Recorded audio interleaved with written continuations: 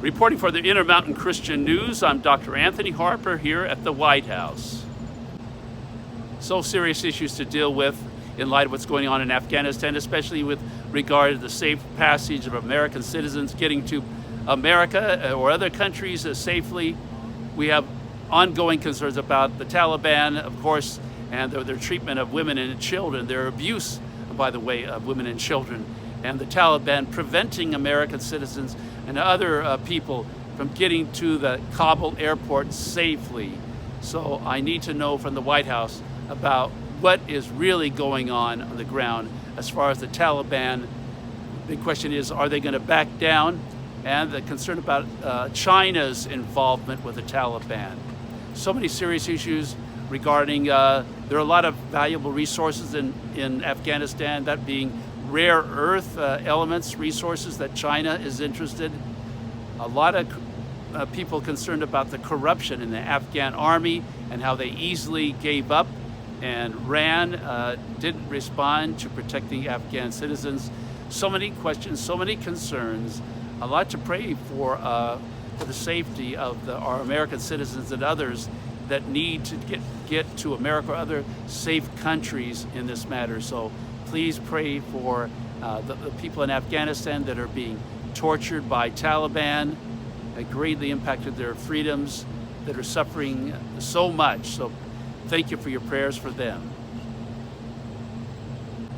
And here follow-up is the question I was able to ask the National Security Advisor, Jake Sullivan, last week with Press Secretary Jennifer Psaki was participating in. That was a miracle of God getting called on.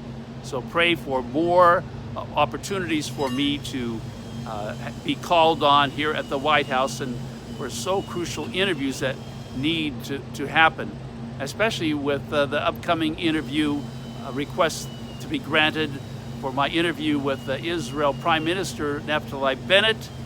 So serious concerns regarding pressure on Israel to cooperate in going along with the establishment of a Palestinian state. Many people in Israel, even some Muslims that I've met with in Jerusalem, oppose the Palestinian state. It would be a major national security issue for Israel, and there is a warning by the prophet Joel, chapter 3, verse 2. It talks about the God of Israel and his anger towards people, towards nations that divide up his land. So check out Joel chapter 3, verse 2 of that warning. And I see many evangelical Christians do see that the only solution is found in the King of Peace. And the King of Peace being Jesus of Nazareth, Yeshua in Hebrew. So pray for the peace of Jerusalem and this world, that people will connect to the King of Peace, who alone has the answer. Days ahead. Yes. Yeah, what is President Biden's response to the people of Afghanistan who are now in the hands of the Taliban terrorists and feel abandoned by the United States, or to those in Taiwan and elsewhere that are fearful that the U.S. will abandon them to the aggression of China? And follow-up to that is, what is President Biden's response to people in Israel and other countries who might also believe that the U.S. will abandon them to terrorists? So to the first question, President Biden and all of us, as I said in my opening comments, are heartbroken by the human consequences that have unfolded and could continue to unfold in Afghanistan. We believe passionately in human rights and human dignity, and we want to work with the international community to advance that wherever we can. But President Biden was not prepared to have American men and women continue to fight and die in the civil war of another country in order to achieve that. We will use every other tool at our disposal to achieve that, and we will do so day after day, month after month in the period ahead on behalf of the people of Afghanistan. To your question about allies, we gave 20 years of American blood, treasure, sweat, and tears in Afghanistan. We gave them every capacity in terms of training and equipment to stand up and fight for themselves. And at some point, it was the time for the United States to say that the Afghan people had to stand up for themselves. We believe that our commitments to our allies and partners are sacrosanct and always have been. We believe our commitment to Taiwan and to Israel remains as strong as it's ever been. Keep in mind that with respect to Afghanistan, We said back in 2011 that we would be out in 2014. We stayed another 7 years, far and above and beyond the commitment that we made more than a decade ago.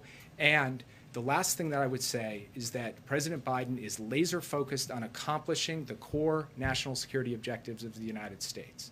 And when it comes to Afghanistan, that was getting bin Laden and degrading al-Qaeda. We accomplished that, and he believes it was time for our troops to come home. Yes. We read news every day. News that's informative, but rarely encouraging. The Intermountain Christian newspaper aims to change that. They present the news you need to know, from what's going on in your community to your world, with encouraging words, motivation, and the resources you need to make positive changes in your life. What is your local government doing that you need to know about? What's happening in your community you need to be a part of? Whether it's a story from your neighborhood, a national story, or an encouraging word, you'll find biblical issues of everyday life in the Intermountain Christian newspaper. Intermountain Christian News is produced and supported by the work and donations of individuals and churches. You'll find it at churches, Christian bookstores, by subscription, and online at imcnews.org. To find out more about supporting this local resource, go online at imcnews.org or call Intermountain Christian News in Boise, Idaho at 208-703-8688. The Intermountain Christian News, a voice sharing the truth on matters dear to people's hearts.